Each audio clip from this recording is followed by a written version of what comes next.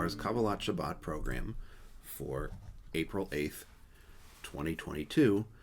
This weekend is Teal Shabbat, which is Shabbat dedicated to the awareness and prevention of domestic abuse. And so we'll have a little bit of a virtual visit from folks from JCADA, the Jewish Coalition Against Domestic Abuse here in Washington, D.C. But first, we'll start off by welcoming one another with Hine Matov.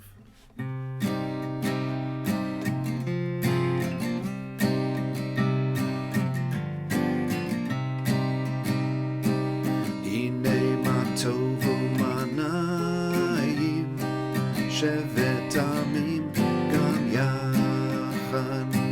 Hine Matov u'manayim shevet amim gam yachad.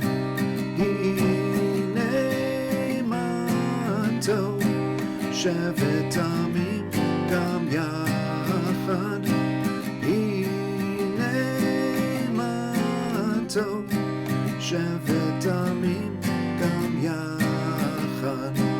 Hine Matov u'manayim shevet amim gam yachad. Hine Matov u'manayim shevet amim gam yachad. Hine Matov shevet amim gam yachad.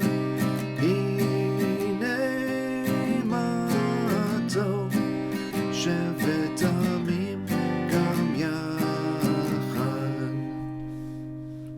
It's also Shabbat, and so we take a little bit of time to mark the beginning of Shabbat with a kavanah, a statement of our intention, a focusing statement, a kind of thing that we say to keep our purpose in mind.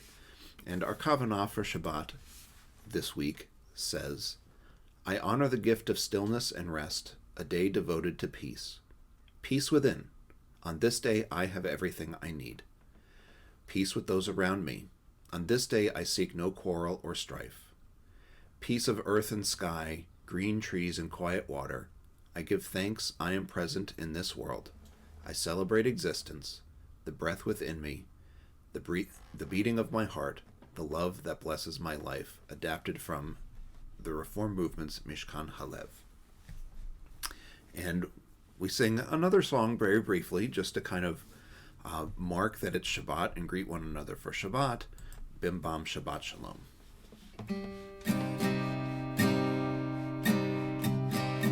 Bim Bam Bim Bim Bim Bam Bim Bim Bim Bim Bim Bam Chiri Biri Biri Bim Bam Bim Bim Bim Bam Bim Bim Bim Bim Bim Bam Bim Bam Bim Bim Bim Bam Bim Bim Bim Bim Bim Bam Chiri Biri Biri Bim Bam Bim Bim Bim Bam Bim Bim Bim Bim Bim Bam.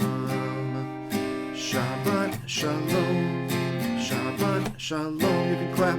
Shabbat Shabbat Shabbat Shabbat Shalom, Shabbat Shalom, Shabbat Shalom, Shabbat Shabbat Shabbat Shabbat Shalom, Shabbat Shabbat Shabbat Shabbat Shalom, Shabbat Shabbat Shabbat Shabbat Shalom, Shabbat Shalom, Shabbat Shalom, Shabbat Shabbat Shabbat Shabbat Shalom.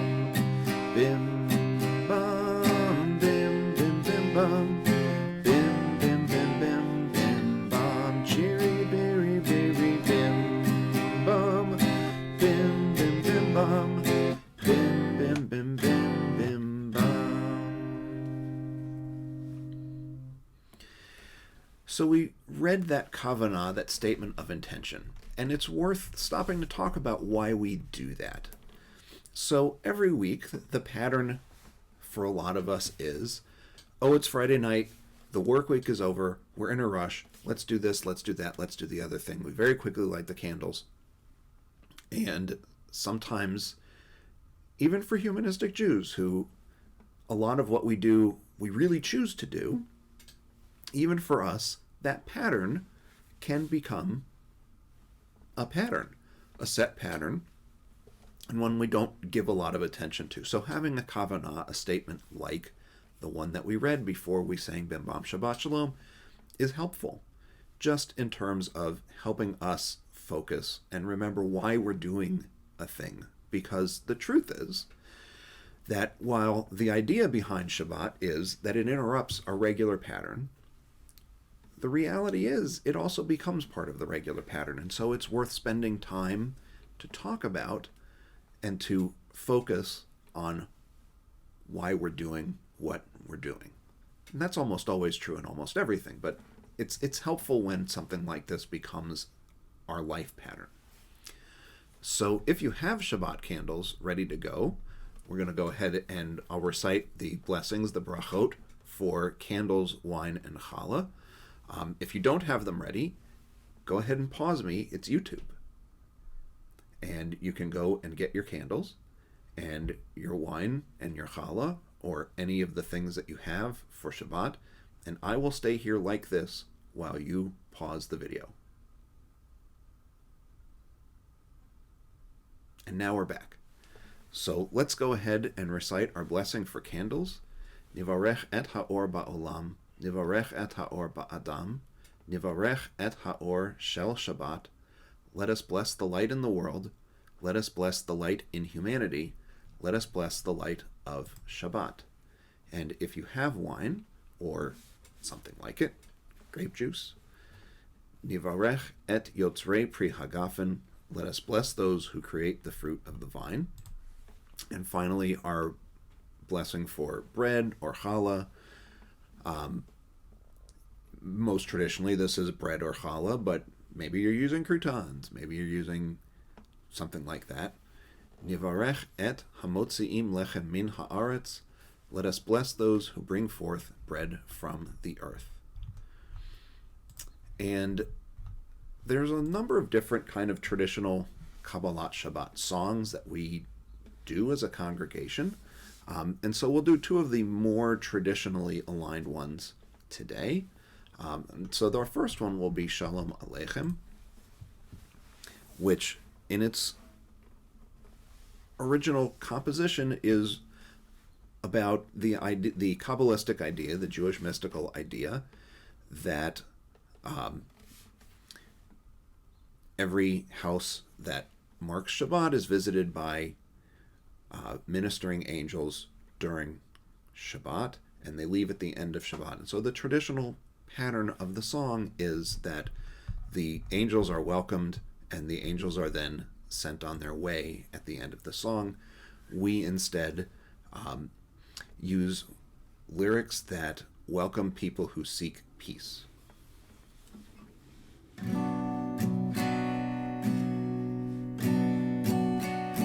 Shalom Aleichem, Mohavei HaShalom, Shomrei Shalom.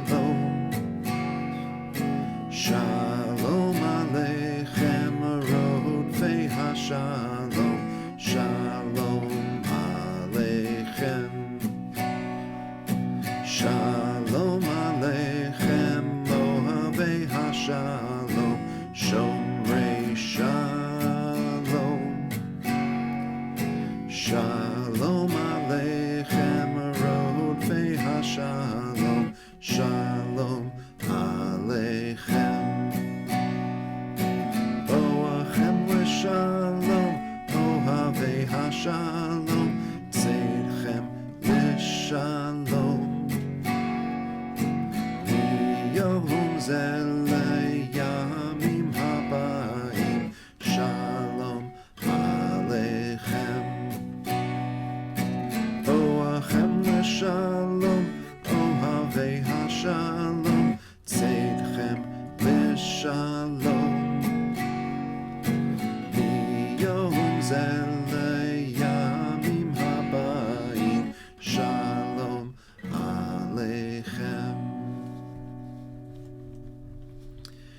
we have another reading for Shabbat, not so much a kavanah, not so much something that's intended to direct our attention, but more to reflect on what Shabbat is about and why it remains meaningful for us today.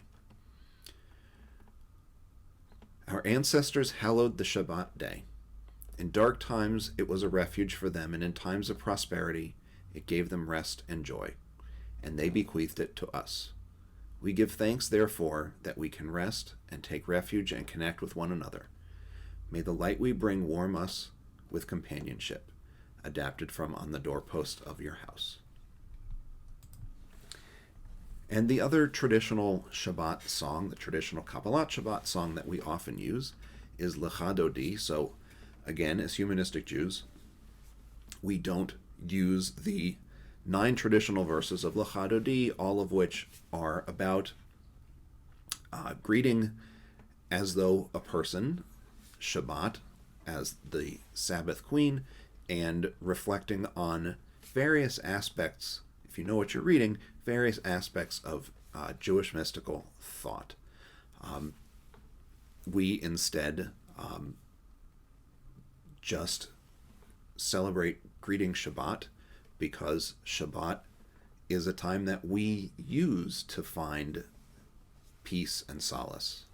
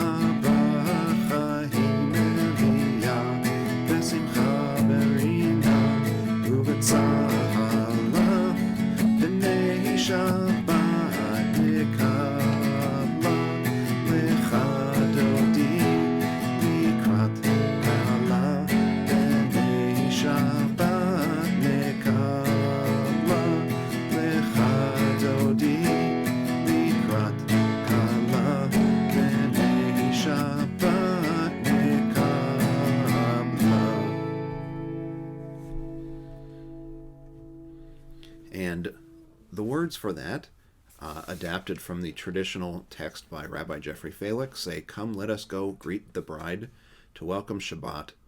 Come, let's go greet Shabbat because of the blessing it brings with happiness, gladness, and joy. Let us welcome Shabbat." And before we start to really think about the theme for this Shabbat, the prevention and treatment of survivors of domestic abuse, we read our meditation on the traditional Ve'ahavta.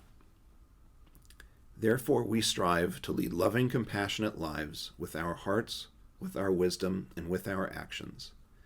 These words we inscribe on our innermost heart.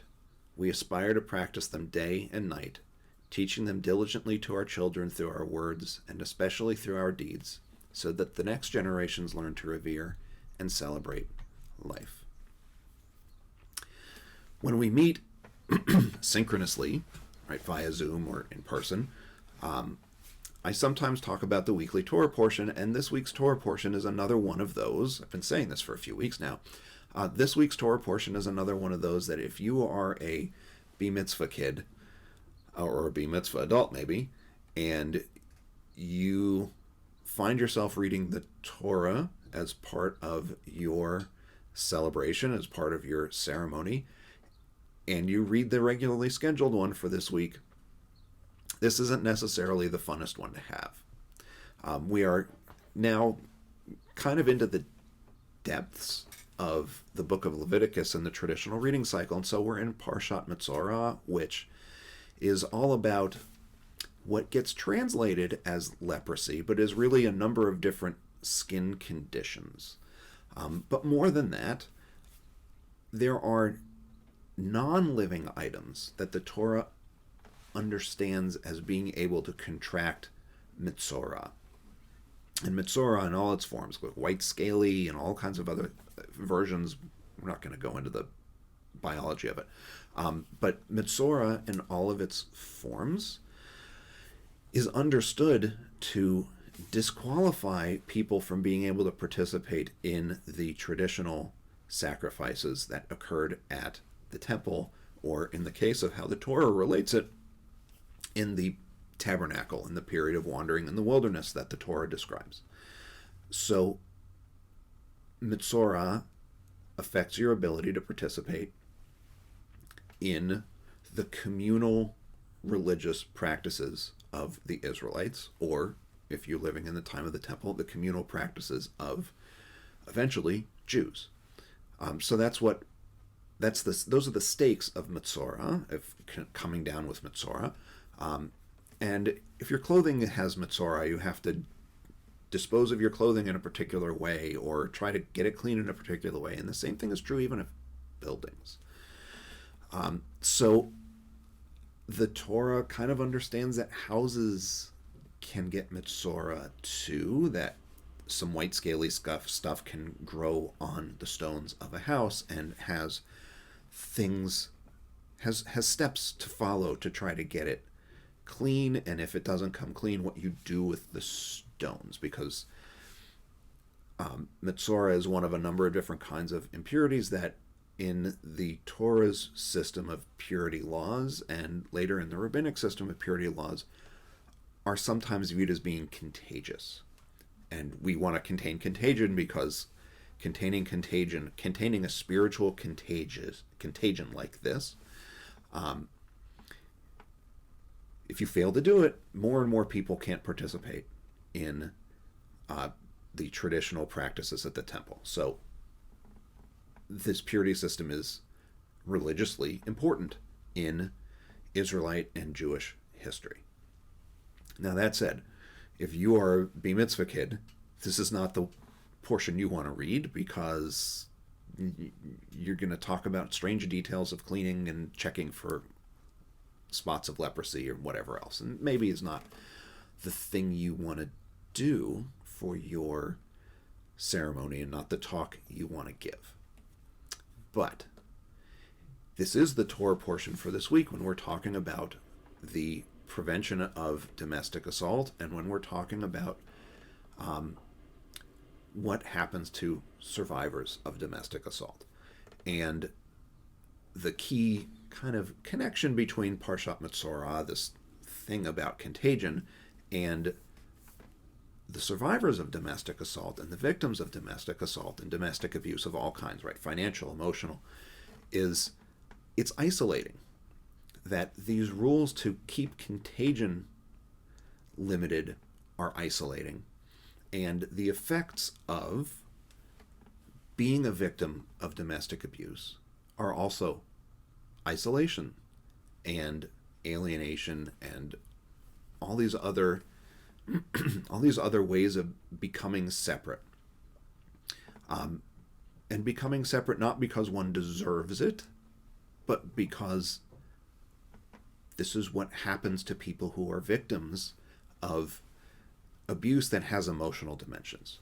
And so our challenge is, in part, to keep in mind what the effects of surviving domestic abuse are, what the effects of surviving domestic abuse are, and what happens to somebody who goes through that, and the level of isolation that they sometimes feel, and in particular the level of isolation they can feel from communities like ours, simply because all of the dynamics of being subjected to abuse change one's own self-image.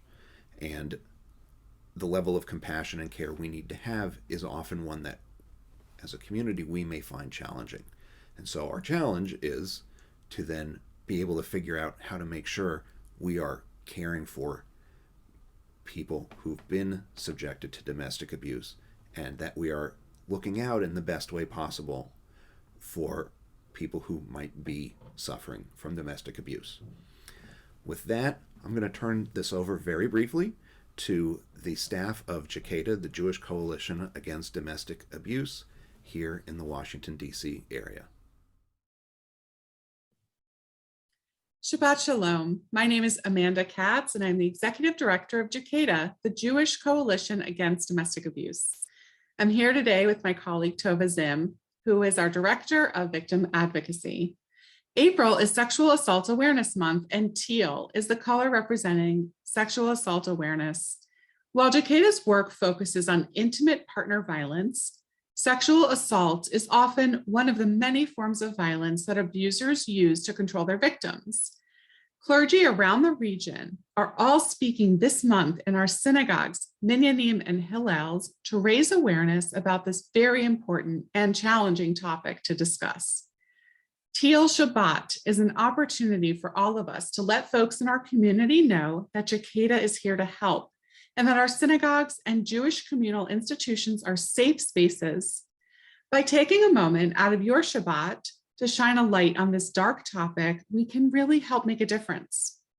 For over 20 years, JCADA has provided free support to victims of intimate partner violence. We have highly trained therapists, attorneys, and victim advocates working with survivors throughout the greater Washington area, as well as a robust education department working hard to prevent relationship violence by teaching youth, their parents, and the community about the warning signs of abuse, and developing skills to promote healthy relationships. Intimate partner violence happens in the Jewish community at the same rate as that occurs in the general population, and we want everyone to know they are not alone. Teal Shabbat is a time for us to come together as a kahila to highlight the issues of intimate partner violence in our community.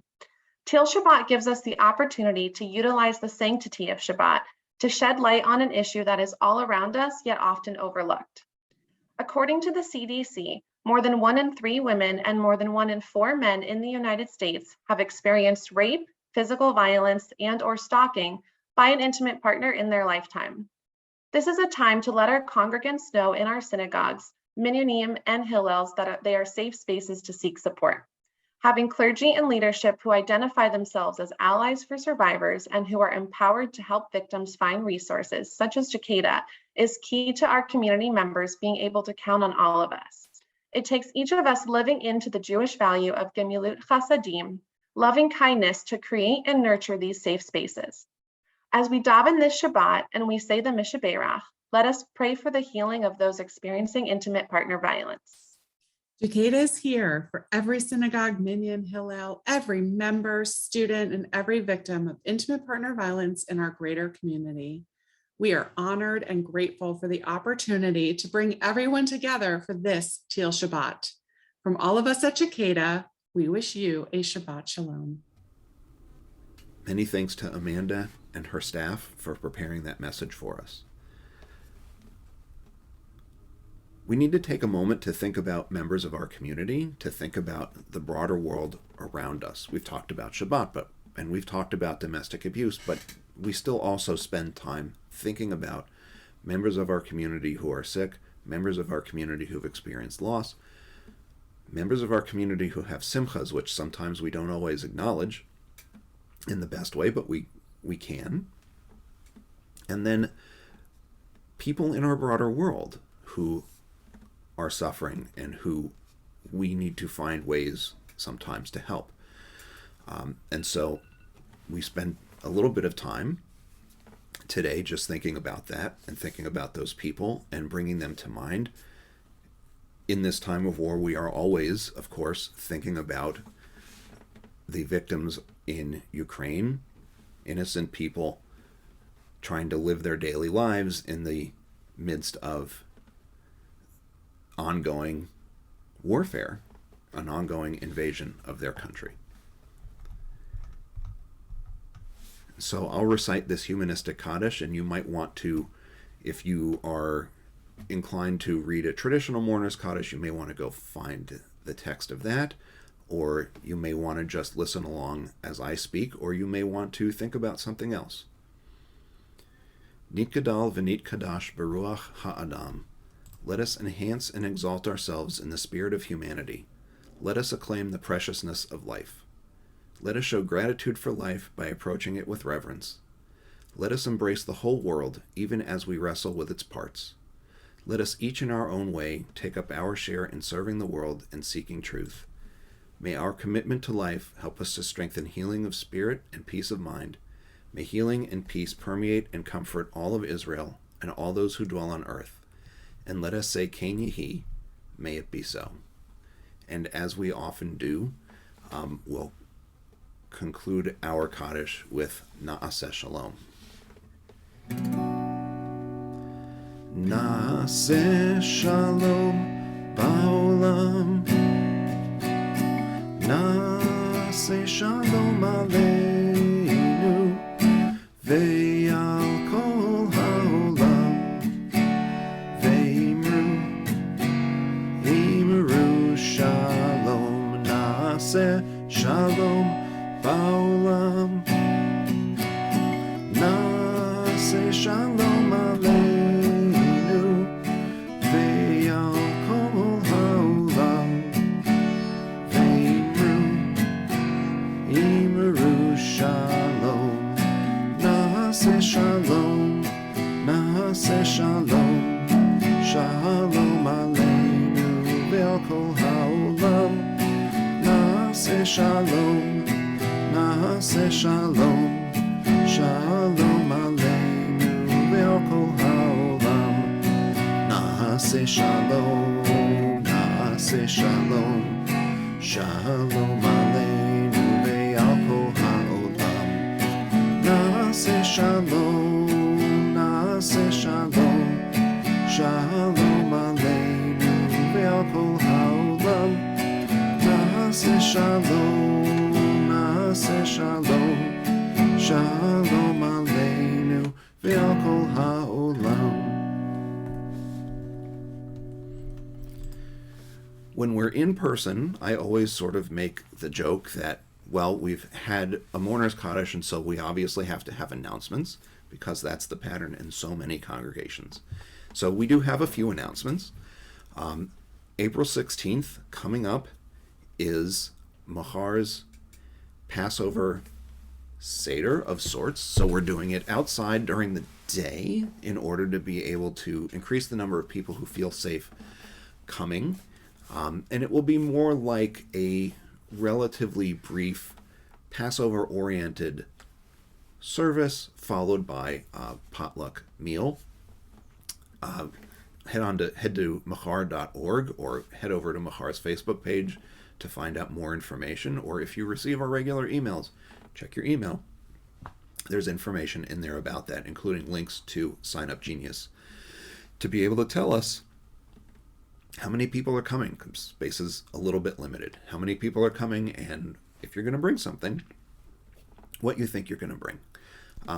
As well, the following weekend, if we get rained out on the 16th, the 23rd is our rain day for our Passover event. And on the 24th is JCS for our JCS, our Jewish Cultural School students, but also is the annual membership meeting for our congregation. So if you are a member of Mahar, please come out to vote. We have board slate for you to vote on. We have officers for you to vote on. We just have a general update on all things Mahar over the last year, and we very much would like you to come. You can come in person. You can attend online via Zoom. Again, mahar.org is your place to go to look for all of that kind of stuff. And we'll wrap up with Od Yavo Shalom. Now, when we meet in person or when we meet via Zoom, we often do two different verses. So Od Yavo Shalom by Moshe Ben Ari. We often do Hebrew, and we also have an Arabic version from Kids for Peace Jerusalem. However, I know that even though we've been doing the Arabic version a lot, not everybody knows the Arabic verse. And so instead of doing that today, we'll just have a couple go-rounds of the original Hebrew of Od Yavo Shalom.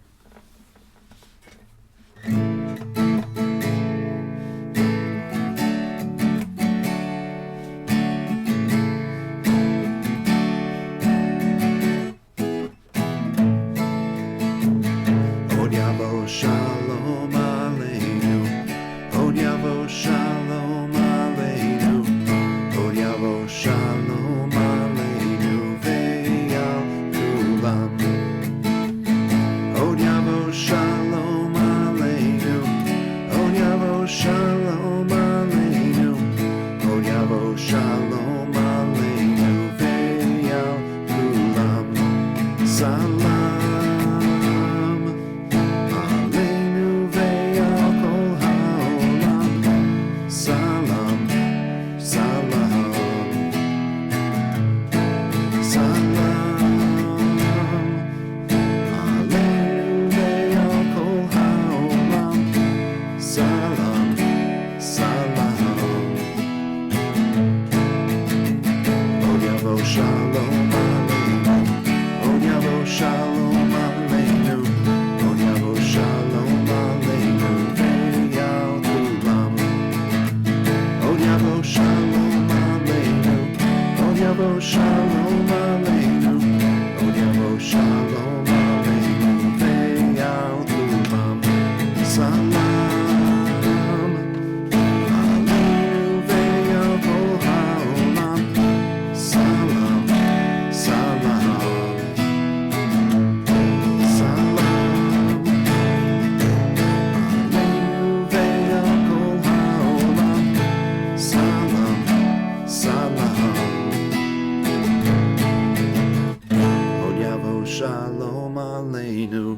Od yavo shalom aleinu.